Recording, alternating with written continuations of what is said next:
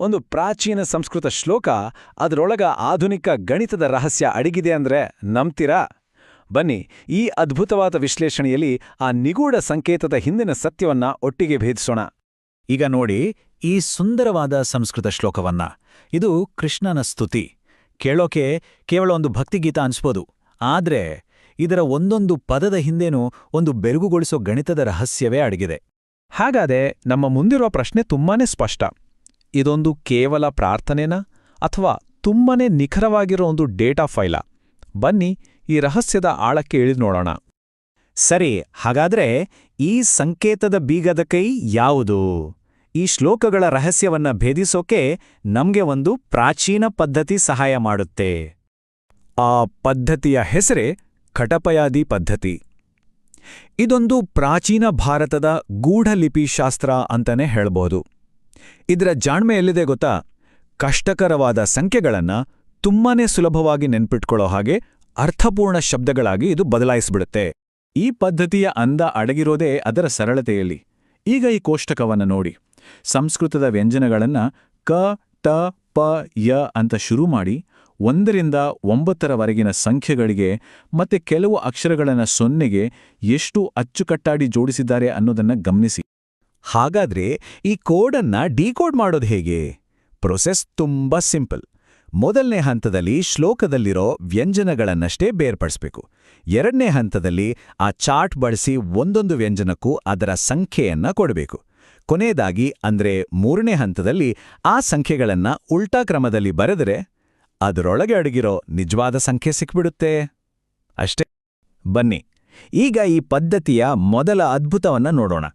ಕೇರಳದ ಗಣಿತ ಶಾಲೆ ಇದನ್ನ ಬಳಸಿ ಹೇಗೆ ಉನ್ನತ ಮಟ್ಟದ ಗಣಿತವನ್ನ ಶ್ಲೋಕಗಳ ರೂಪದಲ್ಲಿ ಬಚ್ಚಿಟ್ಟಿತ್ತು ಅನ್ನೋದನ್ನ ತಿಳಿಯೋಣ. ಇವರೇ ಸಂಗಮಗ್ರಾಮನ ಮಾಧವ, ಕೇರಳ ಗಣಿತ ಶಾಲೆಯ ಸಂಸ್ಥಾಪಕರು. ಇವರ ಪ್ರತಿಭೆ ಎಷ್ಟರ ಮಟ್ಟಿಗಿತ್ತು ಅಂದ್ರೆ ಯೋಚನೆ ಮಾಡಿ, ನ್ಯೂಟನ್ ಮತ್ತು ಲೈಬ್ನಿಟ್ಸ್ಗಿಂತ ಶತಮಾನಗಳ ಮೊದಲೇ ಇವರು ಇನ್ಫಿನೈಟ್ ಸೀರೀಸ್ನಂತಹ ಅತ್ಯಾಧುನಿಕ ಗಣಿತದ ಪರಿಕಲ್ಪನೆಗಳನ್ನ ಕಂಡುಹಿಡಿದಿದ್ರು. ಉದಾಹರಣೆಗೆ ವಿಷ್ಣುವನ್ನ ಸ್ತುತಿಸೋ ಈ ಸಾಲನ್ನೇ ತೆಗೆದುಕೊಳ್ಳೋಣ. ಶ್ರೇಷ್ಠಂ ನಾಮ ವರಿಷ್ಠಾಣಾಂ. ನೋಡೋಕೆ ಇದೊಂದು ಪ್ರಾರ್ಥನೆ ಅಷ್ಟೇ, ಆದರೆ ಇದರೊಳಗೆ ಒಂದು ನಿಖರವಾದ ಟ್ರಿಗ್ನೋಮೆಟ್ರಿಕ್ ಸೈನ್ ವ್ಯಾಲ್ಯೂ ಅಡಗಿದೆ ಅಂದ್ರೆ ನಂಬ್ತೀರಾ? ಅದೇ ಕಟಪಯಾದಿ ಪದ್ಧತಿ ಬಳಸಿ ಇದನ್ನ ಡಿಕೋಡ್ ಮಾಡಿದಾಗ ನಮ್ಗೆ ಸಿಗೋ ಸಂಖ್ಯೆ ಇದು ಖಗೋಳಶಾಸ್ತ್ರದ ಲೆಕ್ಕಾಚಾರಗಳಿಗೆ ಬೇಕಾಗಿರೋ ಒಂದು high precision arc minute value. ಎಂಥ ಜಾಣ್ಮೆ ಅಲ್ವಾ? ಈ ಪದ್ಧತಿಯ ಮತ್ತೊಂದು ಅದ್ಭುತ ಉಪಯೋಗ ಏನು ಗೊತ್ತಾ? ಸಮಯವನ್ನ ದಾಖಲಿಸೋದು. ಹೌದು, ಪ್ರಾಚೀನ ಗ್ರಂಥಗಳು ಯಾವತ್ತು ಪೂರ್ತಿಯಾಯಿತು ಅನ್ನೋದಕ್ಕೆ ಒಂದು ನಿಖರವಾದ ಟೈಮ್ ಸ್ಟ್ಯಾಂಪ್ ಕೊಡೋಕೆ ಇದನ್ನೇ ಬಳಸ್ತಿದ್ರು. ಇದಕ್ಕೊಂದು ಅತ್ಯುತ್ತಮ ಉದಾಹರಣೆ ಅಂದ್ರೆ ಮೇಲ್ಪತ್ತೂರ್ ನಾರಾಯಣ ಭಟ್ಟತಿರಿಯವರ ಪ್ರಸಿದ್ಧ ಕೃತಿ ನಾರಾಯಣೀಯಂ. ಇದರ ಕೊನೆಯ ಶ್ಲೋಕದಲ್ಲೇ ಒಂದು ನಿಗೂಢವಾದ ಟೈಮ್ ಸ್ಟ್ಯಾಂಪ್ ಅಡಗಿದೆ. ಆ ಕೊನೆಯ ಸಾಲು ಆಯುರಾರೋಗ್ಯ ಸೌಖ್ಯಂ ಅಂದ್ರೆ ದೀರ್ಘಾಯುಷ್ಯ, ಆರೋಗ್ಯ ಮತ್ತು ಸಂತೋಷ. ಈ ಸುಂದರವಾದ ಹಾರೈಕೆಯ ಹಿಂದೆ ಯಾವ ಸಂಖ್ಯೆ ಅಡಗಿರಬಹುದು? ಇದನ್ನ ಡಿಕೋಡ್ ಮಾಡಿದಾಗ ನಮಗೆ ಸಿಗೋದು 1,71,210. ಇದು ಕಲಿಯುಗ ಪಂಚಾಂಗದ ಪ್ರಕಾರ ಆ ಗ್ರಂಥ ಪೂರ್ತಿಯಾದ ದಿನವನ್ನೇ ಸೂಚಿಸುತ್ತೆ. ಅಂದ್ರೆ ಕ್ರಿಸ್ತಶಕ 1587.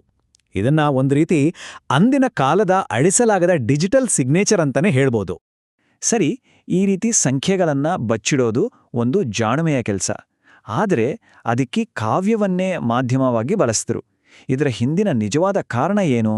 ಬನ್ನಿ ಈಗ ಅದನ್ನೇ ಮಾಡೋಣ. ಕಾರಣ ಅರ್ಥ ಮಾಡ್ಕೊಳ್ಳೋಕೆ ಈ ಹೋಲಿಕೆಯನ್ನ ಒಮ್ಮೆ ನೋಡಿ. ನಮ್ಮ ಇವತ್ತಿನ ಡಿಜಿಟಲ್ ಹಾರ್ಡ್ ಡ್ರೈವ್ಗಳು ಹೆಚ್ಚಂದ್ರೆ ಕೆಲವು ದಶಕಗಳಲ್ಲಿ ಹಾಳಾಗ್ಬೋದು.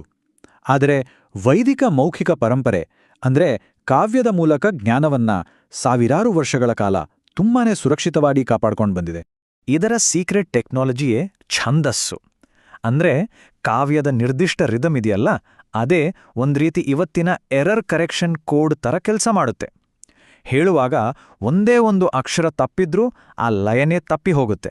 ತಕ್ಷಣ ಗೊತ್ತಾಗುತ್ತೆ, ಓ, ಮಾಹಿತಿಯಲ್ಲಿ ಏನೋ ದೋಷ ಇದೆ ಅಂತ. ಸರಿ, ಈಗ ನಾವು ಈ ಇಡೀ ವಿಶ್ಲೇಷಣೆಯ ಕ್ಲೈಮ್ಯಾಕ್ಸಿಗೆ ಬಂದು ತಲುಪಿದ್ದೀವಿ. ಈ ಪದ್ಧತಿಯ ಅತ್ಯಂತ ಬೆರಗುಗೊಳಿಸುವ ಉದಾಹರಣೆಯನ್ನು ನೋಡೋ ಸಮಯ ಬಂದಿದೆ. ನಾವು ಈ ಚರ್ಚೆಯನ್ನ ಶುರು ಮಾಡಿದ್ವಲ್ಲ, ಅದೇ ಕೃಷ್ಣನ ಶ್ಲೋಕಕ್ಕೆ ವಾಪಸ್ ಹೋಗೋಣ.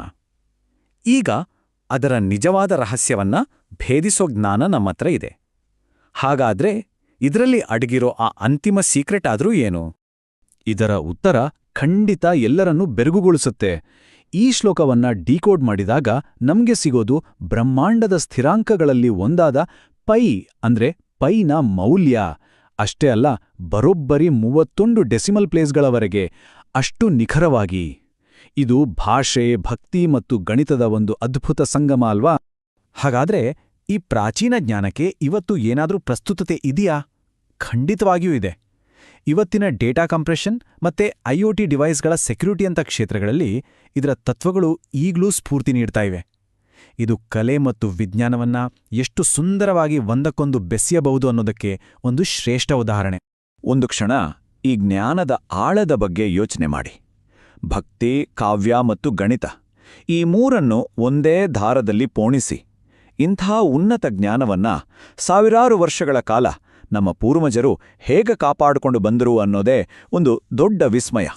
ಹಾಗಾದ್ರೆ ಕೊನೆಯದಾಗಿ ಒಂದು ಪ್ರಶ್ನೆ ಉಳಿಯುತ್ತೆ. ನಮ್ಮ ಕಣ್ಣು ಮುಂದೆಯೇ ನಮ್ಗೆ ತುಂಬಾನೇ ಸಾಮಾನ್ಯ ಅಂತ ಕಾಣೋ ವಿಷಯಗಳಲ್ಲಿ ನಾವು ಇನ್ನೂ ಡಿಕೋಡ್ ಮಾಡಬೇಕಾದ ಇನ್ನೆಷ್ಟು ರಹಸ್ಯಗಳು ಅಡಗಿರ್ಬೋದು ಅಲ್ವಾ? ಈ ಜ್ಞಾನದ ಅನ್ವೇಷಣೆಯಲ್ಲಿ ನಮ್ಮ ಜೊತೆ ಭಾಗಿಯಾದದಕ್ಕೆ ಧನ್ಯವಾದಗಳು. ಮತ್ತೊಂದು ಇಂಥದ್ದೇ ರಹಸ್ಯವನ್ನ ಭೇದಿಸೋಕೆ ಮುಂದಿನ ವಿಶ್ಲೇಷಣೆಯಲ್ಲಿ ಮತ್ತೆ ಸಿಗೋಣ.